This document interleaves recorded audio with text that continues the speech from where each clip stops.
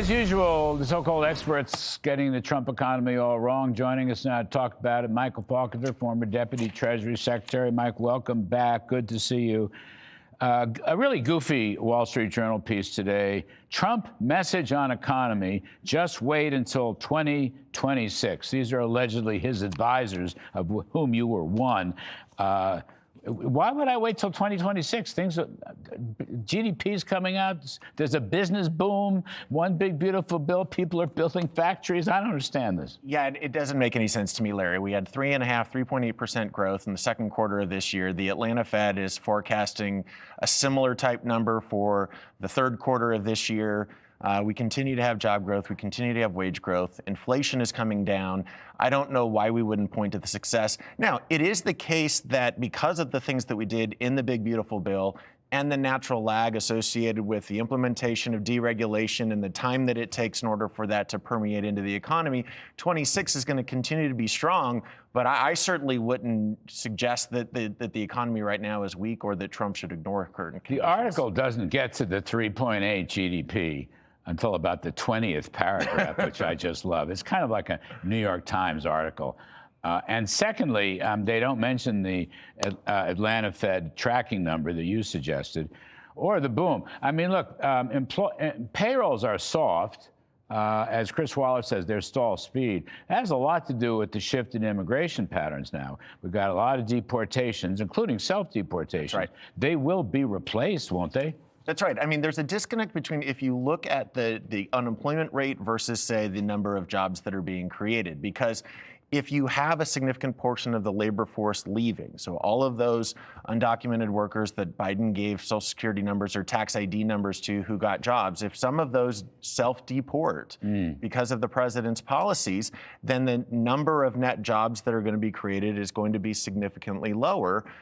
But that doesn't mean that the American people who want jobs can't go find them. If you look at the JOLTS report, right, the measure of job openings, that continues to be strong. There is a robust market out there of employers looking for employees, which is indicative of a strong economy. We've got a picture. Take a look at this chart, how the professional economists got the story wrong. It's a wonderful chart. Put it up on the full screen.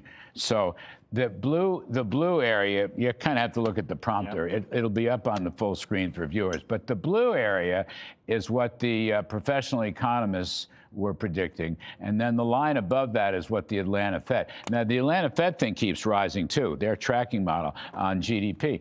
Why is it that the establishment, they always sell Trump short? Is it because they're all liberals? Is that what it is? They're all Democrats?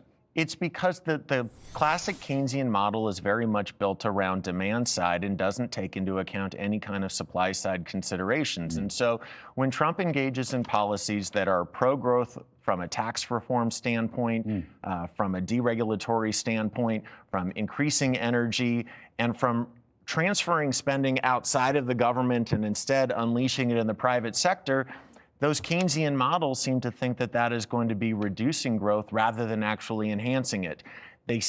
Those models tend to focus just on the demand side. They don't at all look at the production side. But Larry, you know, you've been doing this longer than I have. We understand that if you unleash the private sector, you're going to get vastly more growth than if you just focus on government-created stimulus. The most important thing I see right now is a boom in business. It's particularly centered on business equipment, machinery. There's factory orders. Factory building is just beginning to start up. That is so important because not only is that counterinflationary, you're creating more widgets, you're hiring more workers, wages will go up. And I'd say one other thing, Committee to Unleash Prosperity, real incomes are going back up. There's still a Biden hangover from the high inflation, but real incomes now, take-home pay adjusted for prices, going up. It's up $1,100 for the median. Just last thought. The most important thing I think that was new in the One Big Beautiful Bill was the immediate expensing of factoring for the next 4 years.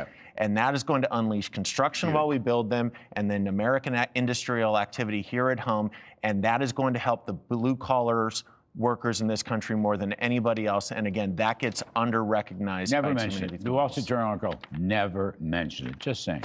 I will see you this evening at the AFPI event. Michael Faulkender, former Deputy Secretary of the Treasury, thank you very much.